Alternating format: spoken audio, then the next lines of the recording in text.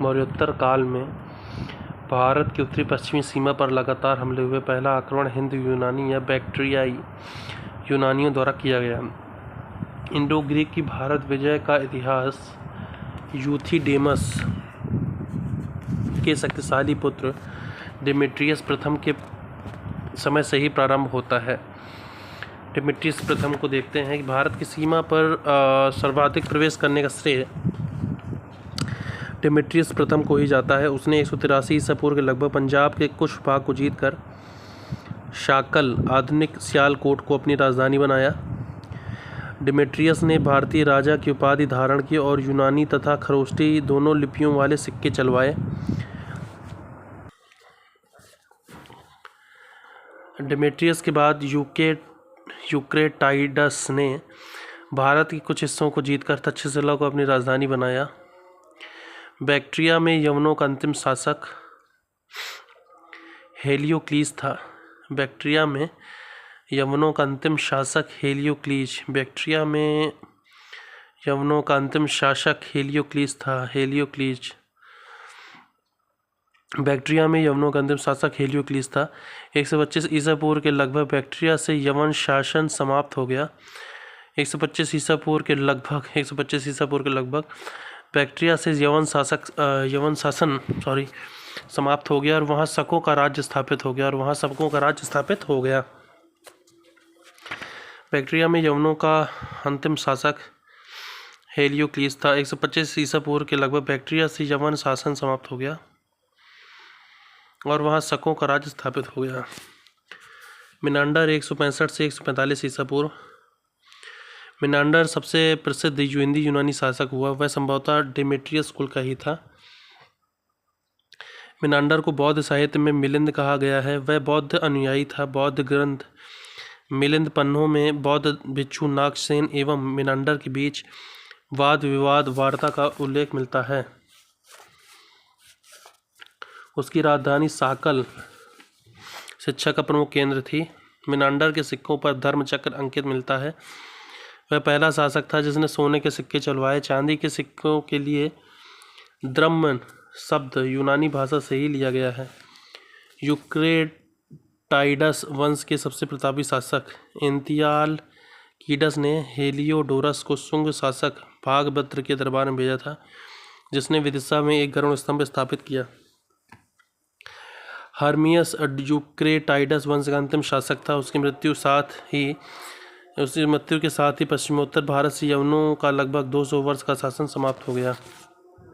यूनानियों की देन पढ़ लेते हैं। राजत्व का तत्वीय सिद्धांत, सांचों से सिक्का निर्माण की विधि, मुद्राओं पर राजा का नाम, चित्र, तिथि अंकित करने का प्रचलन, काल गणना, संवत का प्रयोग, सप्ताह के 7 दिन, 12 राशियाँ, कैलेंडर वर्ष, भारत में ज्योतिष कला का विकास, भारत में एक नवीन शैली हेलेनिस्टिक कला का विकास, भारतीय रंगमंच में यवनिका पर्दा का शुभारंभ।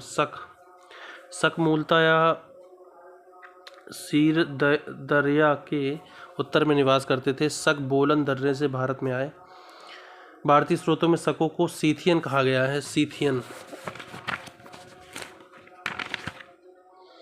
इंडो ग्रीक के बाद शक पढ़ेंगे, फिर हम लोग पार्थियन पढ़ेंगे, फिर कुषाण पढ़ेंगे। इंडो ग्रीक शक पार्थियन कुषाण। इंडो ग्रीक शक पार्थियन कुषाण। इंडो ग्रीक शक पार्थियन कुषाण ये विदेशी शाखा है। इंडो ग्रीक शक पार्थियन कुषाण। शक 5 शाखाओं में विभक्त थे। अफगानिस्तान में, नंबर 2 पाकिस्तान में, राजधानी तक्षशिला, मथुरा में, पश्चिमी भारत में, उत्तरी दक्कन में। पश्चिमी क्षत्रपों में क्षहरात वंश नासिक का नहपान तथा कादर्मक वंश उज्जैन का रुद्रदामन सबसे प्रसिद्ध शासक थे। पश्चिमी क्षत्रपों में क्षहरात वंश नासिक का नहपान, कादर्मक वंश उज्जैन का रुद्रदामन सबसे प्रसिद्ध शासक थे। प्रमुख शासक का पढ़ लेते हैं। शक वंश के प्रमुख शासक पढ़ लेते हैं। मोगा माउस। तक्षशिला के शासकों में मोगा माउस प्रमुख था। उसने शक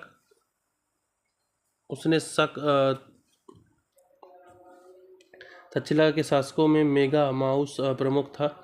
उससे प्रथम शक शासक माना जाता है। उससे अनेक सिक्के प्राप्त हुए हैं। मेगा नहपान महाराष्ट्र के पश्चिमी क्षेत्र के शक शासकों में क्षयरात वंश का नहपान सबसे प्रसिद्ध था। सातवाहन शासक गौतमीपुत्र सतकर्णी से वह पराजित हुआ। नहपान के सिक्कों पर उसके लिए राजा संबोधित हुआ है। उसके सिक्के अजमेर से नासिक तक मिलते हैं। मोगामाउस पहले पढ़ा, फिर हमने नहपान पढ़ा। ठीक है, अब पढ़ेंगे रुद्रदामन प्रथम। भारत में शकों का सर्वाधिक प्रसिद्ध राजा रुद्रदामन प्रथम 130 से 150 ईस्वी में हुआ। उसके राज्य में सिंध, कोंकण, नर्मदा, मालवा, कठियावाड़, गुजरात का एक बड़ा भाग था। रुद्रदामन ने सुदर्शन झील का जीर्णोद्धार करवाया। इस झील का निर्माण मौर्य काल में हुआ था। उसके समय सौराष्ट्र प्रांत का शासक सुविशाख था। रुद्रदामन संस्कृत का बड़ा प्रेमी था। उसने ही सबसे पहले विशुद्ध संस्कृत भाषा में जूनागढ़ अभिलेख जारी किया। रुद्रदामन संस्कृत का बहुत बड़ा प्रेमी था। उसने ही सबसे पहले विशुद्ध संस्कृत भाषा में जूनागढ़ अभिलेख जारी किया था। इस वंश का अंतिम शासक रुद्र सिंह तृतीय था। गुप्त शासक चंद्रगुप्त द्वितीय विक्रमादित्य ने उसे पराजित कर पश्चिमी क्षत्रपों के राज्य को अपने साम्राज्य में ला लिया। अब पढ़ेंगे पल्लव या पार्थियन साम्राज्य। पार्थियन लोगों का मूल निवास स्थान ईरान था। पश्चिमोत्तर भारत में शकों के आधिपत्य के बाद पार्थियन लोगों का आधिपत्य हुआ। भारत में पार्थियन साम्राज्य का वास्तविक संस्थापक मिथ्रेडेटस प्रथम 171 से 130 ईसा पूर्व था। पल्लव शासक का सर्वाधिक शक्तिशाली राजा गोंडोफर्नीज 20 ईस्वी से 41 ईस्वी था। खरोष्ठी लिपि में उत्कीर्ण तख्ते बही अभिलेख में उसे गुदुवर कहा गया है। गुदुवर, गु आधा वाह हा और रा। फारसी में उसका नाम बिंद फर्ण है, जिसका अर्थ है यश विजयी। इसके साम्राज्य का अंत कुषाणों के द्वारा हुआ। अब हम कुषाण देख लेते हैं। कुषाणों ने पार्थियन शासक का अंत कर स्वयं की सत्ता स्थापित की। उन्हें यूची तथा या तोचेरियन कहा जाता है। उनका मूल स्थान चीन की सीमा पर स्थित चीनी तुर्किस्तान था। कुषाण वंश का शासक एक है कुजुल कडफिसस 15 ईस्वी से 65 ईस्वी। भारत में कुषाण वंश की स्थापना कुजुल कडफिसस ने की। उसने रोमन सिक्कों की नकल करके तांबे के सिक्के चलाए। फिर कुजुल कडफिसस के बाद हम पढ़ेंगे विम कडफिसस। ये 65 ईस्वी से 78 ईस्वी के बीच में।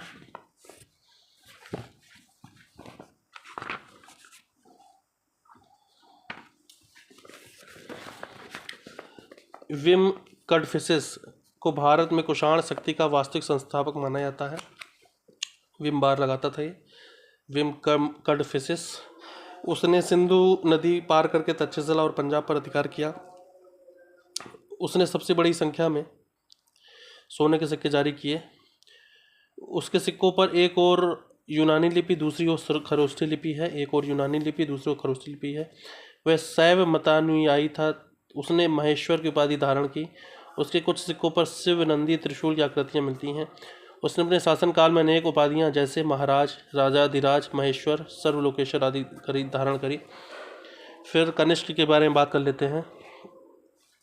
कनिष्क कुषाण वंश का महानतम शासक था। उसे 78 ईसा पूर्व में अपना राज्यारोहण किया। इसके उपलक्ष्य में शक संवत चलवाया। इसे वर्तमान में भारत सरकार द्वारा प्रयोग में लाया जाता है। यह चैत्र 22 मार्च अथवा 21 मार्च से प्रारंभ होता है।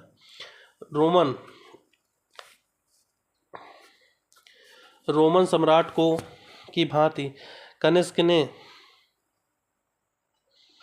कैसर या सीजर की उपाधि धारण की तथा शकों की भांति क्षत्रप शासन व्यवस्था लागू की। कनिष्क की प्रथम राजधानी पेशावर, पुरुषपुर तथा दूसरी राजधानी मथुरा थी। कनिष्क ने कश्मीर जीतकर वहां कनिष्कपुर नामक नगर बसाया। कनिष्क ने बौद्ध धर्म का मुक्त हृदय से संपोषण एवं संरक्षण किया। उसके समय में कश्मीर में कुंडलवन में वसुमित्र की अध्यक्षता में चतुर्थ बौद्ध संगीति का आयोजन हुआ। उसके समय में कश्मीर के कुंडलवन में वसुमित्र की अध्यक्षता में चतुर्थ बौद्ध संगीति का आयोजन हुआ। मौर्यवंशी सम्राट अशोक के बाद कनिष्क ही बौद्ध धर्म का प्रबल समर्थक था। कनिष्क ने अनेक बौद्ध विहारों, चैत्यों, स्तूपों का निर्माण करवाया। पुरुषपुर पेशावर स्तूप उसके समय का प्रसिद्ध स्तूप है। इसके दरबार में पार्श्व, अश्वघोष, वसुमित्र तथा नागार्जुन जैसे विद्वान और चरक जैसे चिकित्सक विद्यमान थे। किसके दरबार में? कनिष्क के दरबार में पार्श्व, अश्वघोष, वसुमित्र, नागार्जुन जैसे विद्वान, पार्श्व, अश्वघोष, वसुमित्र, नागार्जुन जैसे विद्वान और चरक जैसे चिकित्सक थे। कनिष्क कला एवं संस्कृति का महान संरक्षक था। उसके समय में मूर्ति कला की गांधार और मथुरा शैली का जन्म हुआ। कनिष्क ने चीन से रोम को जाने वाले सिल्क मार्ग पर अपना नियंत्रण स्थापित किया था। कनिष्क ने पाटलिपुत्र पर आक्रमण कर वहां के प्रसिद्ध विद्वान अश्वघोष, बुद्ध का भिक्षा पात्र और एक अनोखा कुट प्राप्त किया था पाटलिपुत्र पर आक्रमण करके। महास्थान ब्रैकेट में बोगरा में पाई जाने वाली सोने की मुद्रा पर कनिष्क की एक खड़ी मूर्ति अंकित है। मथुरा में कनिष्क की एक प्रतिमा मिली है जिसमें उन्हें घुटने तक चोगा और पैरों में भारी जूता पहने दिखाया गया है। कनिष्क का चीन के साथ पान चाओ से युद्ध हुआ। चीन के शासक पान चाओ, पान खाता था क्या ये पान चाओ, जिसमें कनिष्क की पराजय हुई, बाद में विजय हुई। कनिष्क को द्वितीय अशोक कहा जाता है। तो क्वेश्चन है द्वितीय अशोक किसे कहा जाता है? तो साहब कनिष्क को कहा जाता है। कनिष्क द्वारा जारी एक तांबे के सिक्के पर उससे बलि वेदी पर बलि देते दिखाया गया है।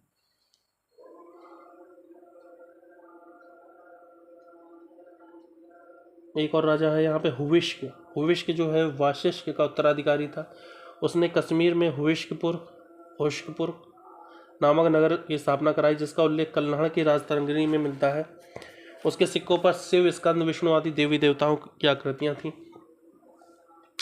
वह संभवतः रुद्र दामन द्वारा पराजित हुआ और मालवा शकों के हाथ में चला गया। कनिष्क कुल का अंतिम महान सम्राट वासुदेव था। अब कनिष्क के दरबार में संरक्षण प्राप्त विद्वान देख लेते हैं। 4 विद्वानों के बारे में लिखा हुआ है। अश्वघोष, वह चतुर्थ बौद्ध संगीति का उपाध्यक्ष तथा उच्च कोटि का साहित्यकार था। बुद्ध चरित तथा सूत्रालंकार उसकी प्रसिद्ध रचना है। बुद्ध चरित और सूत्रालंकार। नागार्जुन, वह दार्शनिक व वैज्ञानिक था।